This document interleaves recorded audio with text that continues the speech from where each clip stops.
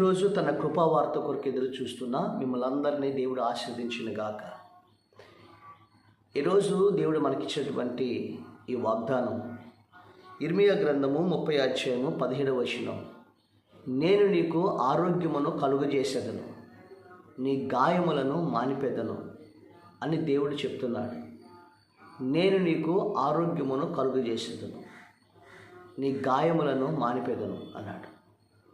ఈరోజు చాలామంది ఆస్తి ఉంటుంది, ఐశ్వర్యం ఉంటుంది, అంతస్తులు ఉంటున్నాయి. అందులో నివసిస్తున్న వారి జీవితాల్లో అనారోగ్యముతో రకరకాల వ్యాధులతో వాళ్ళు పీడించబడుతూ ఉన్నారు. దానివల్ల మనసుకి గాయం, మనసుకి శాంతి లేదు, మనసుకి నెమ్మది లేదు, మనసుకి ప్రశాంతత లేక అనేక మంది ఆ అనారోగ్యాలతోనే, ఆ జబ్బులతోనే మనుషులు మరణిస్తున్నట్లుగా మనం చూస్తూ ఉన్నాం. ఈరోజు అనేకమైనటువంటి వ్యాధులు మనం వింటున్నాం. ఇప్పుడు చాలా ఎక్కువ మందికి క్యాన్సర్ వ్యాధి, కిడ్నీ వ్యాధి, భయంకరటువంటి లివర్ వ్యాధులు, మరణకరమైనటువంటి రోగాలు, బీపీ, షుగర్లు, చాలా అనేటువంటి విచిత్రమైన రోగాలతో మనుషులు పీడింపబడుతున్నారు. ఆ వ్యాధులు కుటుంబాలను వేలుబడి చేస్తున్నాయి. అయితే దేవుడు చెప్తున్న మాట, నీకు ఆరోగ్యమును కలుగు చేస్తాను అని ప్రభు చెప్తున్నాడు. ఎలా కలుగు చేస్తాడు అంటే, అసలు ఈ రోగాలు ఎలా వచ్చినాయి? కొన్ని మనుషులటువంటి గర్వాన్ని బట్టి కొన్ని రోగాలు, మనిషి చేసినటువంటి పాపం, అక్రమ సంబంధాన్ని బట్టి రోగాలు, మనిషి చేసినటువంటి భయంకరటువంటి తినే పదార్థాల్లో రోగాలు, ఈ ప్రకృతిలో అనేకటువంటి రోగాలు మనుషుల జీవితాలకు వెంటరై ఆ రోగాలతో పీడించబడుతూ ఉన్నారు. అయితే ఈరోజు నువ్వు ఏ రోగముతో పీడించబడుతున్నా, ఏ వ్యాధితో బాధపడుతున్నా, నిన్ను సృష్టించిన సృష్టికర్త అనే దేవుడు నిన్ను బాగు చేయగల సమర్థుడైన. చాలామంది అంటారయ్యా, నేను ఇన్ని కోట్లు ఇస్తాను, బాగు చేయండి క్యాన్సర్ వ్యాధి నుండి అంటే డాక్టర్ చెప్తాడు, ఆ స్టేజ్ దాటిపోయింది, మేము చేయవలసిన ప్రయత్నాలన్నీ చేశాం, ఇక దేవుడే నేను కాపాడాలి అంటారు. మన జీవితాల్లో డబ్బుతో రోగాన్ని బాగు చేయలేము, కానీ డాక్టర్ వైద్యం చేస్తాడు, ఆ దేవుడు దాన్ని స్వస్థపరుస్తాడు శరీరంలో నిన్ను. రైతు వ్యవసాయం చేస్తాడు, భూమిని దున్నుతాడు, విత్తనం వేస్తాడు, నీరు పెడతాడు, ఆ భూమి లోపల నుండి ఆ విత్తనాన్ని మొలిపించి చేసేది దేవుడు. కానీ ఆ దేవుడిని ఈరోజు నువ్వు కలిగి ఉంటే, నీవు ఏ వ్యాధి చేత, ఏ రోగము చేత, ఏ అనారోగ్యం చేత, ఏ మనసు తగిన గాయము చేత నువ్వు పీడించబడుతున్నావో, ఆ రుగ్మతలన్నిటిని కూడా దేవుడు ఆయన విడిపిస్తాడు, స్వస్థపరుస్తాడు, శాంతి సమాధానాన్ని దయచేస్తాడు. ఆయనే మన ప్రభు అయిన యేసుక్రీస్తు. ఒక రాజు ఉన్నాడు, ఆయన రాజ్యాన్ని పరిపాలన చేస్తున్నాడు. ఆ రాజ్య ప్రజలందరికీ చక్కగా ఒక మంచి ప్రయోజనకరంగా మంచి పేరు తెచ్చుకున్నాడు ఆ రాజు. అయితే ఆ రాజుకి సడన్గా ఒక భయంకరమైన మరణకరమైన రోగం వచ్చింది. ఎంతోమంది వైద్యుల్ని పిలిపించాడు, ఎంతోమంది వైద్యులను ఆయన సంప్రదించాడు, కానీ ఆ వైద్యులు అతని వ్యాధిని బాగు చేయలేకపోయారు. ఆ వ్యాధి ఏంటి అంటే, ఒక క్యాన్సర్ పుండు వచ్చింది, వెనకాల ఈపు మీద క్యాన్సర్ పుండు వచ్చింది, ఎంత పుండు. ఆ పుండు వల్ల రోజు ఆయన మూలుగుతూ కేకలు వేస్తూ భయంకరమైన వేదన పడుతూ ఉన్నాడు. అది చూస్తే వెనకాల ఒక పిడికిడు లోపలికి వెళ్ళినంత ఒక గాయమైపోయింది, లోతుగా ఒక పుండు అయిపోయి లోపలికి వెళ్ళిపోయింది. ఆ శరీరాన్ని తినేస్తుంది క్యాన్సర్. రోజు పురుగులు తన శరీరాన్ని తొలిసి వేస్తున్నాయి. ఆ పురుగులు తొలుస్తున్నప్పుడు ఆ రాజు కేకల మీద బాధ భరించలేకపోతున్నాడు. అప్పుడు వైద్యులు అది చూడలేక బయట కొంత మాంసం, ఏదో మాంసం తీసుకుని వచ్చి అతను ఆ పుండులో పెడితే, ఒక కేజీ మాంసం తీసుకొచ్చి ఆ పుండులో పెడితే ఆ పురుగులు ఈ మాంసాన్ని తినాయి. ఆ విధంగా వాళ్ళు ఈ వ్యాధిని స్వస్థపరచలేకపోతున్నారు. కానీ తాత్కాలిక ఉపశమ బాధను చూడలేక, రాజు బాధను చూడలేక ఆ మాంసం ముద్ద తీసుకొచ్చి ఆ పుండులో ఆ తులసి వేసిన గాయములే పెట్టేస్తున్నారు. అయితే ఒకరోజు ఆ రాజు మంచం మీద నుంచి దిగాడు. మంచం మీద నుంచి దిగాడు.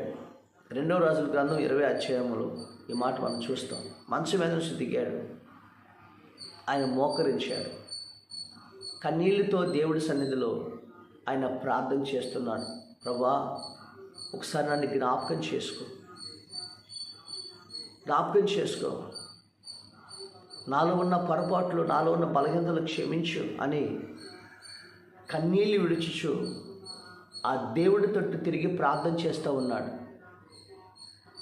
అప్పుడు వెంటనే దేవుడు తన స్వరము ద్వారా ఒక దైవజనుడితో మాట్లాడాడు. ఆయన పేరు యెషయా. యెషయా దైవజనుడు అన్నాడు, యెషయా, నీవు నా భక్తుడటువంటి హిజ్కియా దగ్గరికి వెళ్ళు. అతడు కన్నీళ్ళు విడిచి ప్రార్థన చేయటం నేను చూశాను. అతని ప్రార్థన నేను అంగీకరించాను. అతనికి వచ్చి నీ మరణకరమైన రోగాన్ని నేను బాగు చేస్తాను. మరలా 15 సంవత్సరాలు అతనికి ఆయుష్నిస్తానని చెప్పు అన్నాడు. అప్పుడు యెషయా వచ్చి ఆ రాజుతో ఈ మాట చెప్పాడు. అప్పుడు రాజు దేవుని కృతజ్ఞతాస్తుతులు చెల్లించాడు.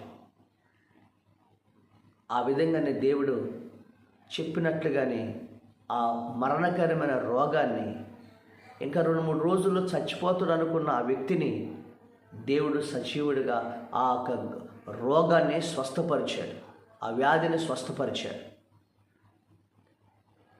ఇంకా 15 సంవత్సరాలు ఆయుష్ను అతనికి దయచేశాడు, ఇంకా ఆయుష్నిచ్చాడు. అంటే అతను మరలా యెరూషలేము పట్టణం సింహాసనం మీద కూర్చున్నాడు, రాజ్యాన్ని పరిపాలన చేశాడు, ప్రజలందరికీ అద్భుతమైనటువంటి పరిపాలన అందించాడు. ఈరోజు మనశ్శాంతిగా, ఆరోగ్యముగా, సమాధానముగా ఆ రాజు ఆ సింహాసనం మీద కూర్చున్నాడు. ఈరోజు ఆయన ఎలా బాగుపడ్డాడు అంటే, అతడు దేవుని యందు విశ్వాసం ఉంచాడు. అనేక మంది వైద్యులు సంపాదించిన ప్రయోజనం లేకున్నప్పుడు మోకరించి ప్రార్థన చేశాడు, దేవుణ్ణి క్షమాపణ అడిగాడు, కన్నీటితో ప్రార్థించాడు. అయ్యా, నాకు రాజ్యం ఉంది, ఆస్తులు ఉన్నాయి, అంతస్తులు ఉన్నాయి, వెండి బంగారాలు ఉన్నాయి, సమస్త సౌకర్యాలు ఉన్నాయి, కానీ నాకు అనారోగ్యం, మరణకరమైన రోగం వచ్చింది. నాకు శాంతి లేదు, నాకు సమాధానం లేదు, నాకు నెమ్మది లేదు, నన్ను మీరు బాగు చేయండి అని ప్రార్థన చేస్తే దేవుడు అతని ప్రార్థన జ్ఞాపకం చేసుకున్నాడు, అతన్ని స్వస్థపరిచాడు, అతనికి ఆయుష్నిచ్చాడు. మరలా సింహాసనం మీద వెళ్ళి రాజ్యాన్ని పరిపాలన చేసేటట్లుగా దేవుడు అతన్ని స్వస్థపరిచాడు. ఈరోజు నిన్ను కూడా దేవుడు స్వస్థపరుస్తాడు, నీ ప్రార్థన ఆలకిస్తాడు. ఈరోజు నువ్వు కూడా ఆ దేవుని సన్నిధానంలోకి చేరినట్లయితే, ఆ దేవుణ్ణి నీ హృదయంలో విశ్వసించినట్లయితే, ఆ దేవుడి సన్నిధిలో నువ్వు ప్రార్థించినట్లయితే, ఆ దేవుడిని నమ్ముకున్నట్లయితే, నువ్వు ఇంట్లో ఏ వ్యాధితో పీడించబడుతున్నా, ఎలాంటి మరణకరమైన వ్యాధి అయినా దేవుడు అంటున్నాడు, నిన్ను స్వస్థపరిచే యెహోవాను నేనే. నేను పొందిన దెబ్బల చేత నీకు స్వస్థత కలుగుతుంది. ఆయన సిలువలో పొందిన దెబ్బల చేత మన స్వస్థత అనుగ్రహిస్తాడు. స్వస్థపరిచే యెహోవా ఆయనే. ఈరోజు ఆ దేవుణ్ణి నువ్వు కలిగి ఉండాలి. గ్రేట్ అలెగ్జాండర్ ప్రపంచ దేశాలన్నింటినీ కూడా జయించిన వ్యక్తి. ఆయన మరణిస్తున్నప్పుడు చిన్న దోమ కాటుకి ఆయనకి ఒక వ్యాధి వచ్చేసింది. ప్రపంచాన్ని జయించిన వ్యక్తి ఆయన వ్యాధిని బాగు చేసుకోలేకపోయాడు. ఎంతోమంది పేరు మోసిన వైద్యులు వచ్చారు, కానీ ఆయన వ్యాధి తగ్గలేదు. చివరికి ఆ దోమ కాటుతోనే ఆయన ప్రాణాన్ని విడిచాడు. విడిచే ముందు వైద్యులతో కొన్ని మాటలు చెప్పాడు. ఏం చెప్పాడంటే, నేను చనిపోయేటప్పుడు నాకు 3 కార్యాలు చేయాలి. నన్ను సమాధి పెట్టెలో పెట్టి ఊరంతా ఊరేగించాలి. 2 చేతులు బయట పెట్టాలి, కాలిసి బయట పెట్టాలి. 3 నా ముందు బంగారము వజ్రాలు విసురుతూ వెళ్ళాలి. ఎందుకయ్యా రాజు అంటే, సమాధిని పెట్టెలో పెట్టమంటే పుట్టిన ప్రతి ఒక్కడు మరణించాల్సిందే అని సందేశం ఇవ్వాలి. మరి 2 చేతులు బయటికి ఎందుకు పెట్టాలి అంటే, ఈ భూలోకంలోకి ఏమి తేలేదు, వెళ్ళేటప్పుడు ఏం తీసుకెళ్ళలేదు. నేను ప్రపంచం అంతా జయించాను కానీ దేన్ని తీసుకెళ్ళిపోతున్నాను. వజ్ర వైద్యురాలు ఎందుకంటే, ఒక మనిషిని ఈ వజ్రాలు వైద్యురాలు బంగారము నన్ను బాగు చేయలేకపోయినాయి. ఇవేమీ కూడా మనల్ని బాగు చేయలేకపోయి, కాబట్టి ఆ దేవుడు తప్ప మనిషికి మరొక మార్గం లేదు అని చెప్పమన్నాడు. ఊరేగుతూ ఇవన్నీ కూడా చెప్పారు. అతని చివరికి అతని దోమ కాటు వల్ల ప్రపంచాన్ని జయించిన వ్యక్తి చనిపోయాడు. ఈరోజు ప్రార్థన దేవుడిని ఆదుకోవటం వల్ల ఈ రాజు స్వస్థత పొంది ఆరోగ్యవంతుడయ్యాడు. ఈరోజు నీకు ఒక మాట, నీ దేవుడు నీకు ఆరోగ్యాన్ని దయచేస్తాడు, నీ గాయములను మారుపుతాడు. ఆయనే నేను ప్రకటిస్తున్న యేసు ప్రభువారు. ఆయన నీ కోసం తన సిలువలో తన రక్తాన్ని కార్చాడు. ఆయన విశ్వాసం ఉంచు. నీ ఇంటిలో నీ భర్తకి, నీ భార్యకి, నీ బిడ్డలకి ఏ వ్యాధులతో పీడించబడుతున్నా, దురాత్మ శక్తులతో పీడించబడుతున్నా ఆ దేవుడు ఆయన నిన్ను స్వస్థపరుస్తాడు, విడిపిస్తాడు, శాంతి సమాధానం అనుగ్రహిస్తాడు. ఆయనే అంటున్నాడు, ప్రయాసపడి భారం మోసుకున్న సమస్త జనులారా మీరు నా యొద్దకు రండి, నేను మిమ్మల్ని స్వస్థపరుస్తాను, మీకు విశ్రాంతిని కలుగజేస్తున్నాడు. కాబట్టి అలాంటి ఆరోగ్యమును, అలాంటి శాంతిని, సమాధానమును నీకు, నీ పిల్లలకి, నీ కుటుంబానికి దేవుడు దయచేయునుగాక. ఆమేన్.